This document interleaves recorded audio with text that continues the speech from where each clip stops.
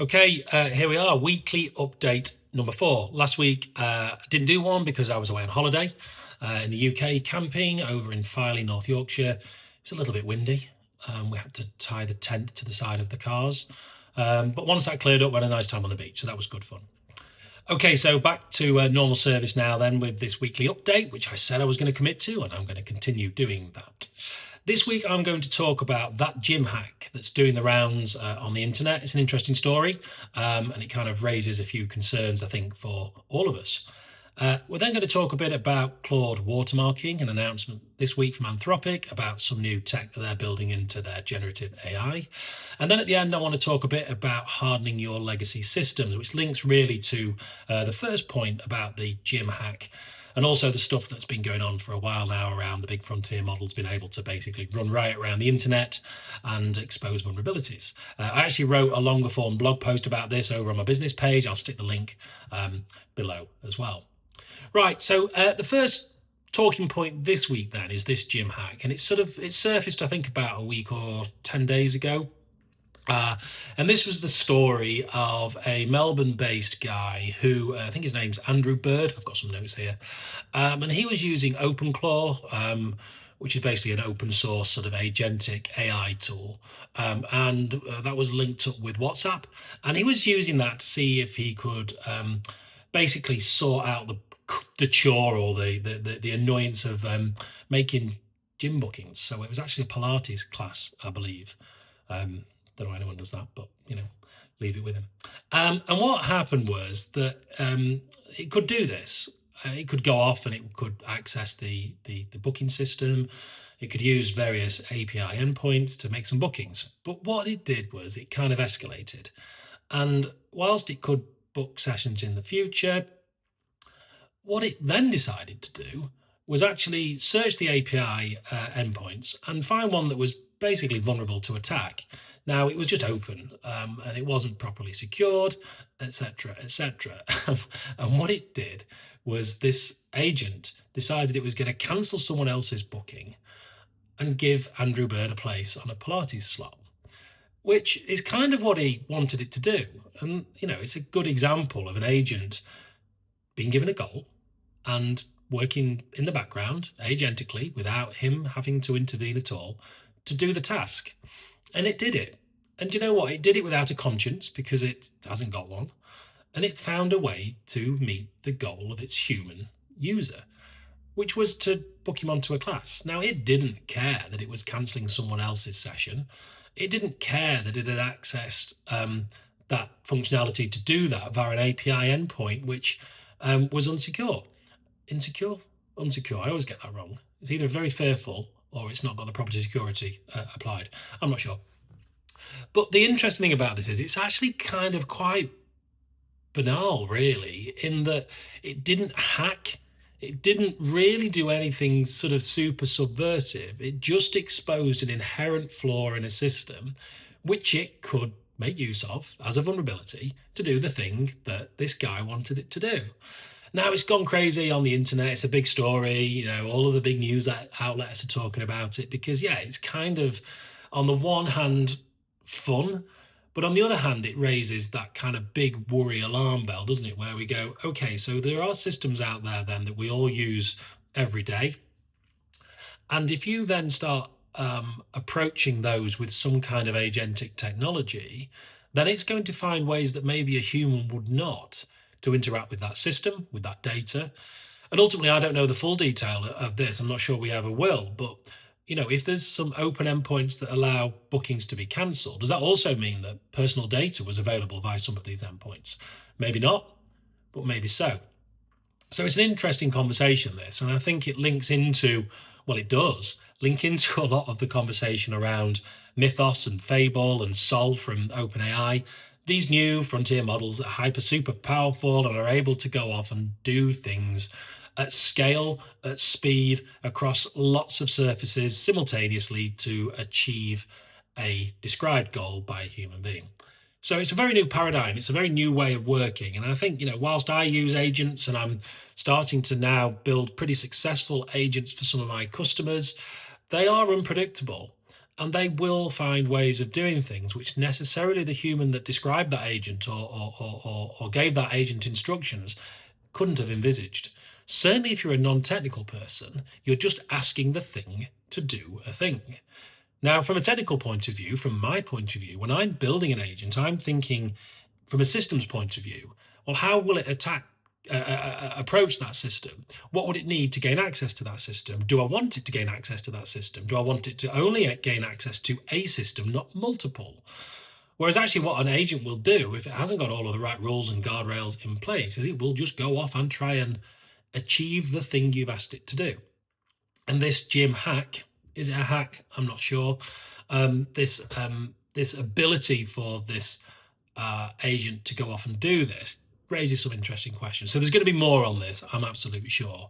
And I think there'll be a lot more of these things happening as these models become more prevalent. These models get used more, and also, bad actors out there on the internet spot and start to leverage that these tools can do the thing that previously, as a human being with some automation, you had to spend quite a lot of time and effort to achieve.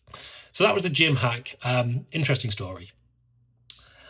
Next up then is an interesting one. This the Claude watermarking story that was that launched this week, or they sort of made an announcement this week about it. What Anthropic have decided to do here is they've kind of signed up to the EU AI Act, and in Article 50.2, Code of Practice on Transparency of AI-generated content, they have basically said, well, we need to do something about this then to be compliant. And they've come up with some way of basically watermarking stuff that's generated. Now, watermarking a video or an image, an asset that has metadata, that's something, that's been around for a long time. If we go back in time, we've got digital rights management for music and videos, etc. So it's kind of a concept that's been around for a while, but that doesn't easily translate into the world of text generation, because it's just text, and that can be copy and pasted, it can be moved around between systems and documents, it can be emailed, it can be WhatsApped and text and all those kind of things. But with that is not carried the same sort of fidelity of metadata. It is a standalone textual artifact. So there's a challenge with that. How does a tool that generates this kind of content using a large language model actually watermark that in a way that other systems or human beings could be provided with tools that allow them to understand that this was generated by AI? And of course, kind of transparency around AI generated content is a thing, and people have got concerns about that. I think we're all frustrated by it. We've got the "This is AI" slot button now on LinkedIn, which is, maybe a useful thing. I spoke about it the other week, I'm not sure. But what they've had to do is come up with a way of doing it. So this way of watermarking text, it's been around for a while. DeepMind from Google have got a way of doing this. My understanding is that Claude have got a slightly different approach, but ultimately what they're doing is they are embedding in the content of the text a watermark that allows it to be flagged as something which was generated by a model. And the way that they do that is through the tokenization of the input, and then the inference of that input, and then the generation of an output. They have tuned the model to produce an output, yes, based on its standard probabilistic engine, which is basically what's the next most probable token that I should append to this piece of text to make it make sense, and that's based on the vast corpus of training data and its understanding of the world. But what they've done now is they've added a modifier to that, which basically says, whilst we are generating it, let's make sure we embed into that some signals and some patterns and some word groupings, which are then able to be sort of decompiled, if you will, and understood as being text generated by a model. So it's quite an interesting concept. And I think on the one hand, I like this. I think it's good that there's going to be a way that when content is generated, it's understandable. But actually the way the technology works, it doesn't actually work always. If you're going to produce a 10-page Word document or a 40,000 word, text diatribe, then it's really easy to embed into that this watermarking. But if you're using a model like Claude, or one of the models within Claude from Anthropic, just to create a LinkedIn comment, or to knot together a quick response to an email, there's probably not enough text in there, enough variance in terms of what the probable output from the model could be to successfully embed a watermark into it. Which is interesting, because I think a lot of the frustrations around AI generated stuff is probably for the smaller form things. And if there's not enough text there to actually have a watermark embedded, then it kind of falls down. Another point here as well is that it doesn't work if you're copying and pasting your text between different models, or it's got a source that you brought it from which was your own source, and then you use Claude to just do some proofreading or some spell checking or something. It can either struggle to do the watermarking, or if it does do the watermarking, is that fair? Because ultimately, if you've written a document or an email or whatever it might be, and you've just used a model just to finesse it, is it really fair that that then gets watermarked with a AI generated watermark, or this is AI generated watermark? So there's work to be done here. I've seen quite a few people in the SEO industry jumping up and down saying, oh my God, this means that Google's going to be able to spot everything that's been generated by AI. And then we're going to, ruin everything on our website or our content strategy. I'm not sure that is the case.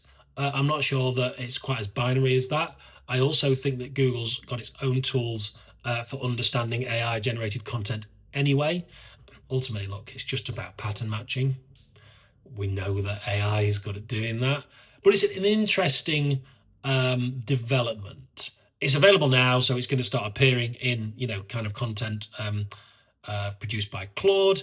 It's not going to be obvious though, right? We don't think. We'll just get some text back, and it'll be watermarked, which is fine. But yeah, that's something that's changing, and I think it's marks a shift in how these platforms and tools are generating the content, i.e. adding the watermark, but B, it sort of marks a bit of a shift in terms of their closer adherence to some guidelines. And ultimately, the EU AI Act is something which is, I guess, important to these people because they want their models to be used by people in the EU. So yeah, there'll be more to come on that. There's been a bit of backlash. People are saying it's not worth it, does it really work, etc. I don't know. But ultimately, my view on AI generated content is quite clear.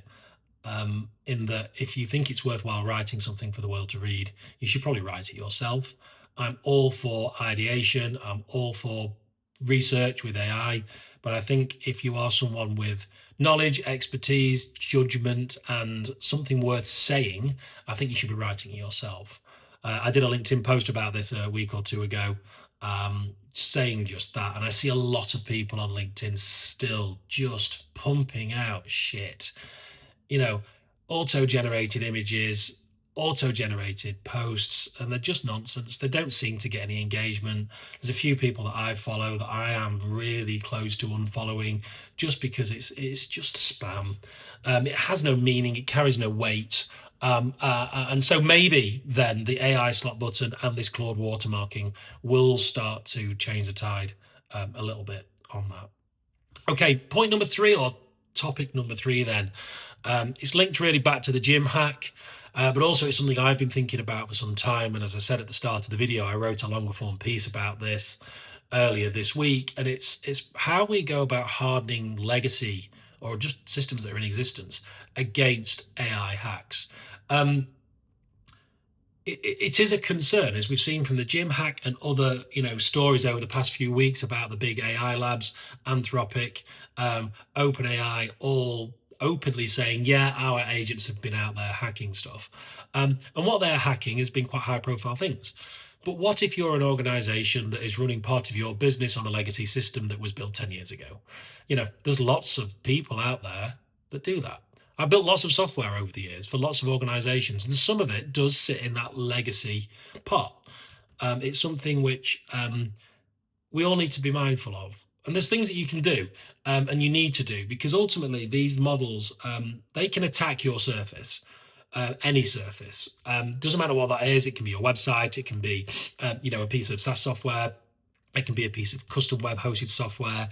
It can be an app that you've built. It can be an API endpoint that's left open. And all of these things, when a model is out there being agentic, are potentially vulnerabilities. So we need to understand that because it's shifted, right? Because previously the system was out there, people might not even know about it. If a hacker or someone bad, a bad actor on the internet did find it, they would have to spend time and effort, potentially money, on looking at getting into that. So, the larger systems, they're the opportunity for these hackers to do kind of like ransom stuff, or maybe get hold of a lot of data and be able to sell it, etc. And as you come down like the hierarchy of importance, if you're an SME and you've got a small piece of software running, they're less inclined to hack into it. But now it's a different world. It's a complete paradigm shift because a lot of these surfaces are accessible via automation, via agentic tools, which kind of work 24/7. They can run a lot of probes simultaneously. They can do it very, very quickly, and they can do it actually without caring what they're doing. So we need to think about that because it's different to a human trying to attack it. All right. They can understand a lot more about your software than a human could, just because they can do it more quickly. So what do you need to do about that? Well, the first thing I would say is you need to get on the telephone to your existing vendor of a SaaS product if you feel that it might have some concerns or vulnerabilities, or you need to go and speak to your developer and you need to have a conversation with them. Ask some hard, probing, difficult questions, right? And you need to then think about what happens next, which is probably going to be an audit. It's probably going to be some kind of security and infrastructure project to look at where the vulnerabilities are or maybe. And then you need to start hardening that. So that can be anything from making updates to that software to improve security across the endpoints or across the the login. You're adding two-factor authentication. You could do kind of IP restricted access.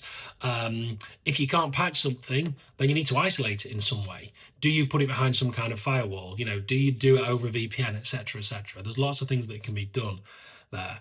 Have you blithely just given access to a system through a some kind of MCP connection that you thought was a really cool thing, so you can do some weekly reports in Claude, or you've hooked up a connector in Copilot, for example, but you've not considered what the knock-ons for that are, and they could be wide-ranging. They could be a concern.